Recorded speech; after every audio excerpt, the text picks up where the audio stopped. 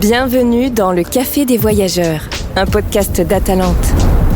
Du sommet du Kilimandjaro au cœur du Sahara, d'un bivouac dans la jungle à la rencontre avec les Mongols, un voyage est avant tout une expérience.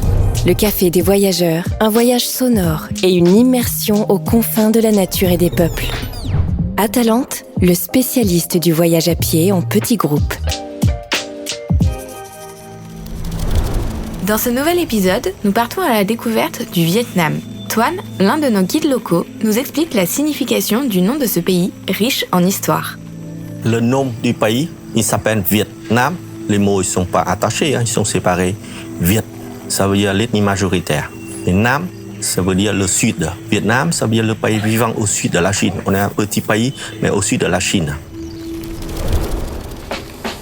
Chez Atalante, notre force, ce sont nos agences locales, une trentaine à travers le monde. Les équipes sur place font partie intégrante d'Atalante, nous permettant d'avoir des relations privilégiées et de maîtriser nos voyages, de leur conception à leur réalisation. C'est le cas au Vietnam avec Diep, guide depuis plus de 20 ans, et Rajiv, responsable de la coordination des agences locales en Asie, qui nous raconte la création de l'agence locale au Vietnam. En fait, nous avons commencé la destination Vietnam il y a une trentaine d'années avec Michel et Lan Phong. C'était notre partenaire historique avec qui on a mis en place les premiers circuits, on a formé les premiers guides, on a trouvé des itinéraires de randonnée. Et quand ils sont partis à la retraite en 2019, on a continué l'aventure. Et Camfa, donc, qui était l'agence de Michel et Lan Phong, est devenue Alta Vietnam. Bonjour, je m'appelle Diep. J'ai 40 ans que je viens du Vietnam. Je suis guide depuis 15 ans. Et pour ce métier que je passionne beaucoup pour le voyage, pour faire la découverte, pour faire la rencontre avec les gens. Ça m'apprend beaucoup de choses dans la vie, dans tous les domaines de la vie, même aussi que c'est dans la relation humaine. Qu'est-ce qui fait un bon guide ? Pour être guide de randonnée, il faut beaucoup d'expérience concernant de tous les domaines. Je vais transmettre toutes mes connaissances aux clients. Et toute ma passion, et puis tout l'amour de mon pays aux gens. Au Vietnam, nous travaillons avec la même équipe depuis plus de 20 ans. Ce qui a permis de tisser des liens avec les populations locales, et notamment les minorités ethniques du nord du pays, nous permettant de leur proposer l'accueil des voyageurs. Bon, il y a officiellement 54 ethnies au Vietnam. Les Viet représentent la majorité de l'ethnie avec plus ou moins 86% de la population locale. Les 53 restants sont des ethnies minoritaires. Ils sont originaires de différents pays de l'Asie Sud-Est et notamment il y a beaucoup qui viennent de la Chine du Sud. La plupart d'entre elles sont installées dans les régions du nord Vietnam, dans les régions montagneuses. Et chaque ethnie a sa propre langue, et ils ont leur propre culture, propre croyances, propre traditions. Ils sont tous différents. Les Hmong, ils habitent en haute montagne. Les Toi et les Ao sont plutôt les populations de la vallée. Les Nung, ils ont des costumes bleus. Les Lolo, ils ont des costumes noirs. Voilà, ils sont tous différents, mais ils ont aussi des ressemblances. Ce sont la plupart des gens qui habitent dans les régions montagneuses. Ils viennent de Chine du Sud pour la majorité. Ils sont animistes et puis ils vivent surtout de l'agriculture et de la lisière. Les nuits, c'est chez l'habitant, vraiment chez l'habitant, c'est pas dans les maisons d'hôtes. Parce que les maisons d'hôtes, c'est seulement pour accueillir plus des touristes si c'est possible. C'est l'Atalante qui choisit souvent un endroit plus authentique, plus rustique. Mais ça, c'est le point fort pour les gens, que ça, c'est faire la découverte profonde de leur vie. Mais alors, comment se passe l'arrivée dans un village ? On doit bien passer dans le village, on peut y aller que pour discuter, pour bien convaincre d'abord le chef village. C'est tout le monde qui écoute ce village, pour lui expliquer pourquoi on amène les clients d'ici. Parce que dans la culture vietnamienne, la randonnée ne fait pas partie de nos désirs. C'est une obligation pour aller au travail, aller au champ maïs, manioc, de riz, 1-2 heures. Ça pas la peine, on marche. Et c'est pourquoi on doit bien aller demander et aussi expliquer d'abord, c'est le chef village. C'est quelqu'un que c'est plus respecté par les villageois. Comment contribue-t-on à l'économie locale sans modifier les modes de vie ? On peut toujours avoir dans ce village 2 ou 3 maisons, même plus. Pourquoi? Pour changer. Même aussi qu'on essaye de donner, d'abord la première raison, pour donner le travail à tout le monde. Tout le monde qui peut bien toucher une rémunération pour bien améliorer leur vie. Deuxième raison, pour que les habitants n'aient pas l'habitude d'accueillir les touristes, pour qu'ils gardent toujours leur tradition, leur culture. Ça, c'est important. Parce que pour les clients, ils viennent là-bas, c'est pas pour profiter du confort. Ils aiment bien venir pour vraiment vivre dans un autre monde, vivre comme les habitants. Même aussi faire la redécouverte de nouvelles tribus. Ceux qui ont eu la chance de vivre cette expérience en gardent de merveilleux souvenirs. Elisabeth, voyageuse atalante, partie récemment au Vietnam, nous raconte son expérience. Je suis partie au Vietnam et j'ai fait le Vietnam du nord au sud. Je voulais découvrir un nouveau continent et je voulais avant tout découvrir ce pays et ses paysages magnifiques et la culture locale. Je suis revenue avec des souvenirs inoubliables et des tas de choses à raconter. Je suis partie 3 jours dans la jungle vietnamienne. C'est une expérience unique, émouvante et immersive. Nous sommes partis avec un sac à dos rempli d'une gourde d'eau que nous ravitaillons tous les soirs chez l'habitant et avec quelques vêtements de rechange. Nous avons pu marcher dans les rizières, les chemins escarpés, magnifiques, et une mention spéciale lors de la visite sur notre jonque de la baie d'Along. Nous avons marché dans la jungle. Tous les soirs, alors nous sommes partis 3 jours, dont 2 nuits, et nous avons été logés chez l'habitant, des hôtes formidables, qui nous ont reçus comme un membre de leur famille. Nous avons été accueillis dans 2 familles de la communauté, les Dao Rouges et Tay. Je mettrai une mention spéciale, vraiment spéciale à notre guide, Monsieur Tran Diep. Bienveillant, à l'écoute, répondant toujours à nos demandes. Il a su s'adapter à chacun de nous. Il nous a montré son pays et il nous l'a fait aimer. Un grand merci, merci Diep. N'hésitez pas à y aller, vous allez revenir avec plein de souvenirs et quel beau pays. Vraiment, quel beau pays. Nous retrouvons désormais Toine qui nous parle de l'histoire de son pays. En ce qui concerne le Vietnam, on a une histoire, un passé très mouvementé. On a eu beaucoup de conflits dans le passé, jusqu'aux années 90, précisément 1989. On a arrêté tous les conflits, la guerre qu'on a eue avant. Notre histoire a 4000 ans. De toute façon, on est fiers de notre histoire. C'est une longue histoire comme les autres pays. On a 2 périodes différentes. La première période de l'histoire du pays, on a connu 1000 ans de l'occupation chinoise. Un peuple, après 1000 ans, vous imaginez, 1000 ans, mais on a su préserver encore notre identité et on a réussi à fonder notre pays indépendant. Depuis le 2e siècle avant Jésus-Christ jusqu'au 9e siècle, on a connu l'occupation chinoise. En fait, la 2e période de l'histoire du Vietnam commençait depuis le 10e siècle. Après, on a commencé à construire un pays et évidemment, durant la conquête et la fondation de la dernière dynastie du Vietnam, Nguyen, on a connu pas mal de conflits entre les seigneurs et puis réunification du pays datant de la fin 18e, 19e siècle. Et puis, comme les autres pays de l'Asie, on a connu l'arrivée des Européens. On a connu l'arrivée au début des missionnaires catholiques. Ils sont venus évangéliser le catholicisme. Et au début, c'était bien toléré, des rois, des seigneurs vietnamiens. Ils ont toléré, accepté facilement. Au fil du temps, ça arrive à un conflit entre les rois avec la communauté catholique. C'est la raison principale qu'on trouve à l'arrivée des Français ou des Espagnols. Ils disaient qu'ils voulaient protéger les missionnaires, les catholiques dans le Vietnam. Précisément en 1858, les Français ont commencé à conquérir le Vietnam. Ils ont mis trentaine d'années jusqu'à 1884.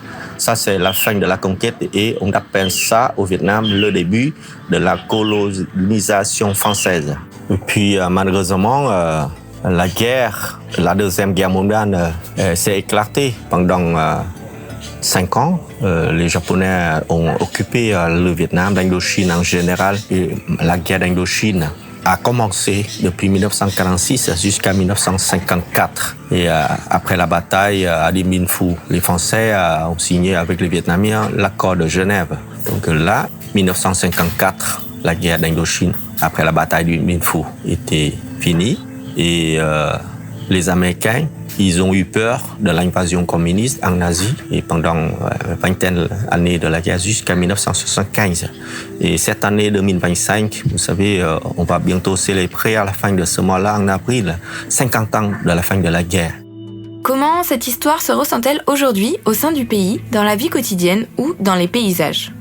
On a la chance par rapport aux autres générations dans notre famille. On est né après la guerre, dans les années 80.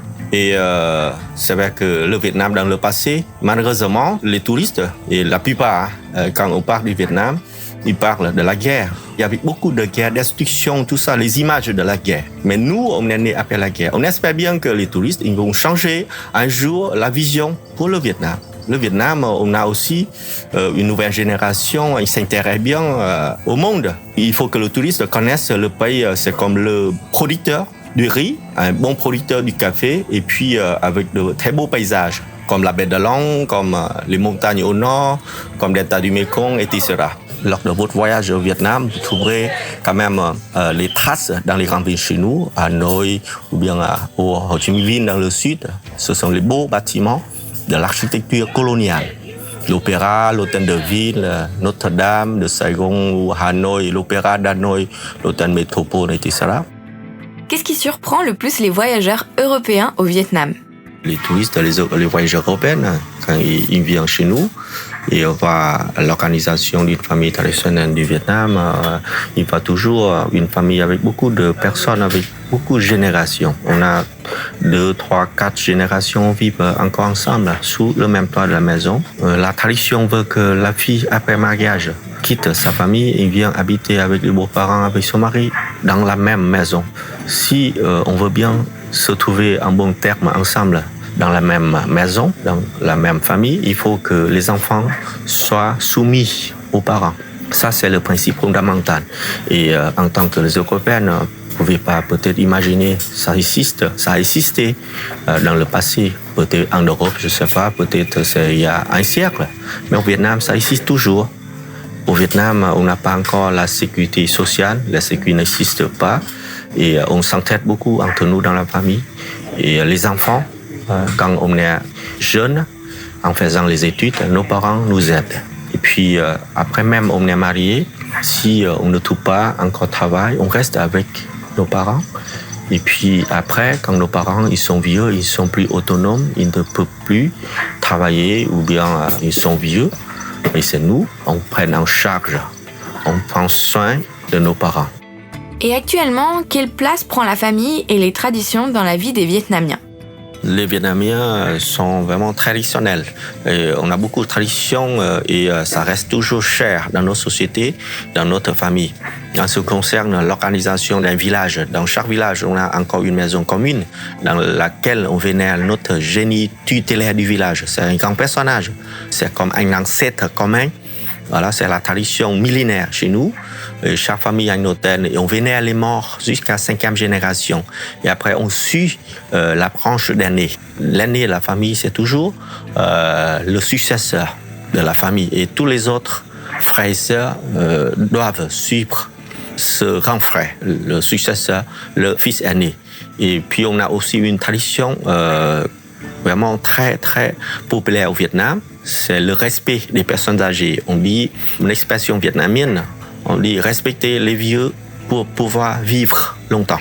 Il y a plein aussi des fêtes traditionnelles et on a un calendrier lunaire. Tous les événements de la famille, de la vie quotidienne des personnes dans la famille, dans la société, on compte sur le calendrier lunaire. On ne parle pas des chiffres, on parle des animaux. Et dans le Vietnam, on a toujours 2 dates indiquées sur le calendrier. Mais pour la vie quotidienne, on vérifie, on fait référence au calendrier lunaire. Est-ce qu'il y a des mots vietnamiens que tu aimerais nous apprendre? Oui, j'aurais du mal à prononcer parce qu'on a beaucoup d'accent sur les voyelles. Par contre, les mots sont courts et c'est quand même facile à prononcer. Et je vous apprends quelques mots vraiment fondamentaux. Pour commencer, on dit xin chào, ça veut dire bonjour en vietnamien. Xin chào. Après, le mot cảm ơn, ça veut dire merci. Et quand on boit l'alcool ensemble, on va dire 1, 2, 3, chúc sức khỏe. Ça veut dire bonne santé à vous tous. Pour aller à la rencontre des minorités ethniques du Nord, on emprunte un train de nuit d'Hanoï à Lào Cai. Une expérience à vivre que Stéphanie du service marketing nous raconte. Les images qui me reviennent quand je pense à mon voyage au Vietnam, c'est vraiment les visages souriants et accueillants, que ce soit des minorités ou de l'équipe locale, les plats colorés et variés de la cuisine vietnamienne et tous les moments hors du temps quand on a été seul à observer les rizières en terrasse, qu'on était seul sur les chemins de randonnée à croiser les locaux, qu'on a navigué dans la baie d'Along au petit matin et que tout était très calme. Quelle a été ta plus belle rencontre ?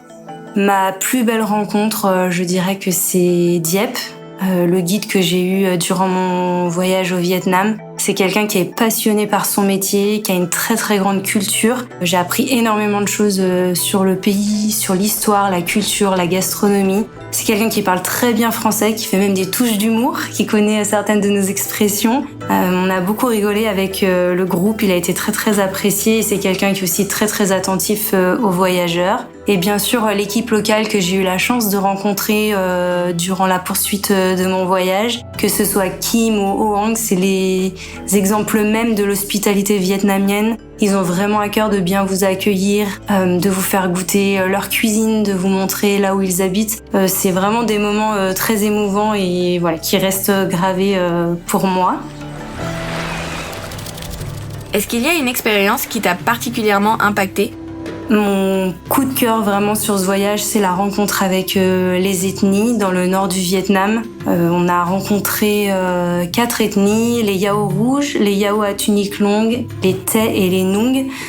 C'est vraiment des moments hors du temps. On est seul, loin de tout, dans la montagne, sans réseau, sans communication. Vous êtes au milieu de la nature et vous allez à la rencontre de ces ethnies. Et malgré la barrière de la langue, avec des gestes ou des sourires, des regards, on arrive à faire passer une émotion, à se comprendre. Diep est là aussi le guide pour faire la traduction. Ça nous ramène vraiment à l'essentiel. C'est vraiment des moments simples où vous vivez au rythme de la nature. Le soir, vous êtes en extérieur, vous discutez, vous voyez le soleil se coucher, vous partagez ensuite un repas tous ensemble. Donc c'est une grande tablée avec les plats qui sont disposés au milieu et qu'on partage ensemble, qui a été cuisiné au feu de bois. Et puis le matin, au lever du soleil, on prend le petit déjeuner. C'est vraiment des moments simples, mais des moments très émouvants et qui pour moi restent vraiment mon coup de cœur dans ce voyage.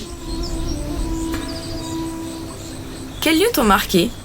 Les lieux qui m'ont marqué, donc comme je le disais, c'est vrai, c'est le nord du Vietnam, les rizières en terrasse, les montagnes. On était vraiment dans un endroit complètement hors des zones touristiques, complètement préservé. Au départ de Baca, on a effectué un trek en itinérance pendant 3 jours et pendant 3 jours, on a rencontré personne d'autre, aucun touriste, aucun voyageur, vraiment il y avait que nous et les locaux. Donc ça c'est quelque chose qui était vraiment vraiment magique. Et puis on a eu la chance de naviguer dans la baie d'Along, mais il faut savoir qu'on était dans la baie de Lan A, qui est en fait une partie préservée de la baie d'Along. Donc vous êtes effectivement loin de toute l'effervescence et tous les bateaux et même si on n'était pas complètement seul, mais on était peut-être moins d'une dizaine de bateaux et tout était très calme, très paisible. Et je me souviens vraiment le matin quand vous vous levez et que vous naviguez dans cet environnement complètement paisible, c'est vraiment un moment hors du temps qui a marqué mon voyage. Tu as vécu l'expérience en train de nuit. Peux-tu nous en parler un peu plus et nous donner tes conseils ? Pour me déplacer du nord au sud du Vietnam, j'ai pris le train de nuit. J'ai pris différents trains avec différentes compagnies. Les différences qu'on peut retrouver, ça va être au niveau du confort. Certaines proposent un meilleur confort, certaines proposent des cabines doubles. Selon également aussi si c'est la compagnie traditionnelle ou non. Vous avez la nourriture effectivement qui peut être adaptée avec par exemple de la soupe au petit déjeuner ou du poisson séché. Mais globalement, toutes les compagnies proposent des couchettes avec un oreiller, un matelas. À chaque extrémité de wagon, il y a un toilette de disponible avec un lavabo. Et vous avez également un distributeur d'eau chaude qui est pratique si vous voulez vous faire un petit thé ou un café. Quoi qu'il en soit, peu importe le train que vous prendrez, j'ai quelques petites astuces pour que vous puissiez profiter au maximum de votre voyage. Il faut savoir que les matelas sont un petit peu durs. Pour ma part, j'ai utilisé la couette qui était fournie en guise de second matelas. Pensez bien à prendre votre drap de sac et éventuellement un petit duvet parce qu'il y a la clim dans le train. Sans oublier les indispensables boules caisses et masques de nuit puisqu'il faut savoir que les lumières du train se rallument à 6 heures, peu importe l'heure d'arrivée de votre train. Pensez à prendre une petite trousse de toilette avec le strict nécessaire. Une gourde avec une pastille purifiante pour pouvoir boire tout au long du trajet. Une petite astuce pour masquer le goût pas très agréable des pastilles purifiantes, d'ajouter quelques gouttes d'alcool de menthe. Ça marche très très bien, c'est très efficace. Et même s'il y a un service de restauration, je vous conseille d'emmener votre petit déjeuner et votre pique-nique pour votre trajet.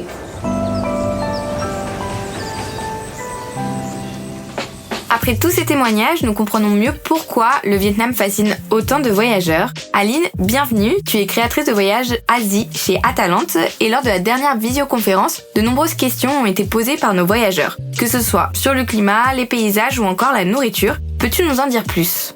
Alors tout d'abord, merci Pénélope de me recevoir. Et effectivement, le Vietnam, c'est un pays qui fascine énormément sur plein de points, mais tout d'abord le climat qui est très différent en fonction des régions et en fonction des périodes. On a une saison sèche qui est très marquée dans le nord du Vietnam de novembre à avril. Il y a des températures qui sont très agréables et vraiment peu de pluie, voire quasiment pas, ce qui est parfait pour les randonnées. Et en saison des pluies, par contre, de mai à octobre, même si c'est un peu plus humide, on découvre des paysages qui sont vraiment incroyables avec les rizières qui deviennent des grands miroirs d'eau. Et dans le sud, on retrouve plutôt un climat tropical avec des températures chaudes et de la pluie, surtout entre mai et novembre. Merci beaucoup pour ces éclairages, Aline. Et concernant la nourriture, parce que je sais que c'est un sujet qui revient beaucoup chez nos voyageurs, est-ce que tu peux nous en dire plus aussi, s'il te plaît ? Alors oui, c'est vrai, il y a beaucoup de voyageurs qui se demandent ce qu'ils vont découvrir côté cuisine. Et en fait, la cuisine vietnamienne, c'est un vrai régal. Elle est variée et équilibrée. Il y a une vraie fraîcheur dans les ingrédients. Ils utilisent beaucoup d'herbes aromatiques, de légumes, de viande grillée. C'est une cuisine qui marie souvent le sucré et le salé, l'acide et l'épicé, tout en restant assez douce. On a souvent tendance à penser que la cuisine asiatique est très épicée et très pimentée, ce qui n'est pas forcément le cas au Vietnam.